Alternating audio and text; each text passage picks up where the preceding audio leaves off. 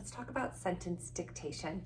I love sentence dictation. I begin it right away when I'm working with CVC words. So we start by just encoding words, and then I'm going to give them a simple sentence to write. I'm going to make sure it's controlled, meaning they're all going to be words that I know my student can spell. So when you start though, I always find it's best to model first. And I have made the mistake of not modeling first, and then I really regret it. And I realized, oh, I need to back up a little. So when you're first starting your sentence dictation, spend some time modeling these things for your student, because there's a lot of things that I think we take for granted that we think are obvious that may not be. And those will come up in this video. So my sentence is, a bag had a tag. I'm going to say the sentence, and then I want my students to repeat it. I'm going to connect to the meaning and just kind of be like, what do you picture? I picture there's a bag and it has maybe a price tag on it. That's what I picture. So a bag had a tag. So I'm going to start, my first word is A. I'm going to reinforce the idea that A is a letter and a word, and sometimes we pronounce it and I'm going to also just show them, we always start a sentence over here. We write from left to right. And so when we start a sentence, we don't want to start here or here or here. We want to make sure we're starting over there. That's something that isn't so obvious. And sometimes I forget, oh yeah, I need to show them where to start their sentence. So we start, and we always start with an uppercase letter. So I'm going to make sure that I don't do a lowercase a. I'm going to do an uppercase A. So A, my first word is A. Then I'm going to say the sentence again, because often the sentence gets forgotten. So I want to model this, that I'm going to keep saying the sentence to myself. A bag had a tag. So a bag had, my next word is bag. Now, before I start sounding this word out, I want to make sure that I have a space.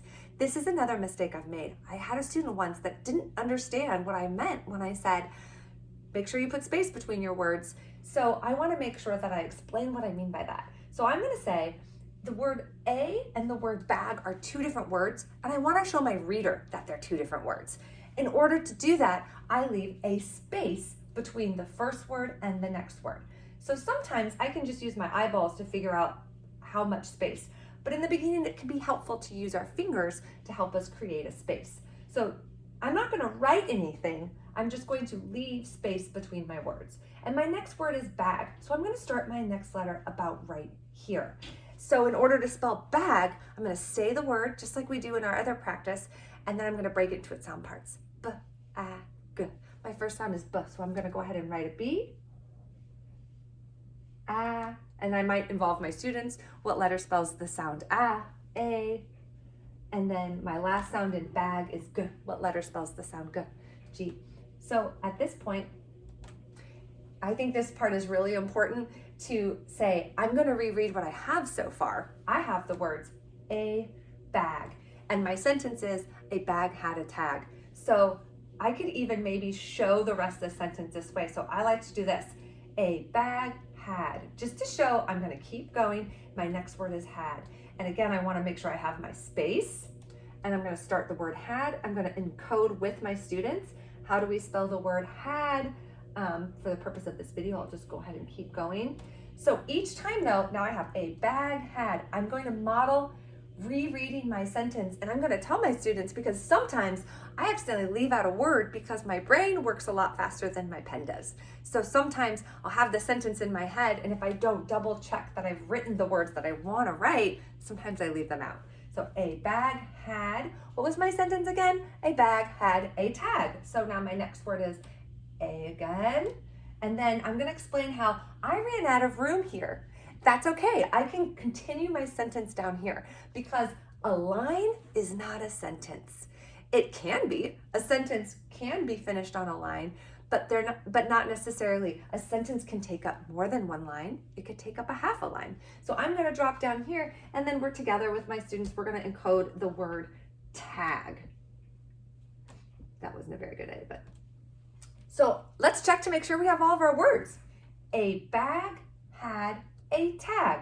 I have spaces to show that I have 5 words. 1, 2, 3, 4, 5. And now I want to show my reader that I'm done with my sentence, because if I started a new sentence and I didn't have a way to show them where one sentence ended and where another started, it would be really confusing to read. One way that we show that a sentence is over is with a dot, and we call that dot a period.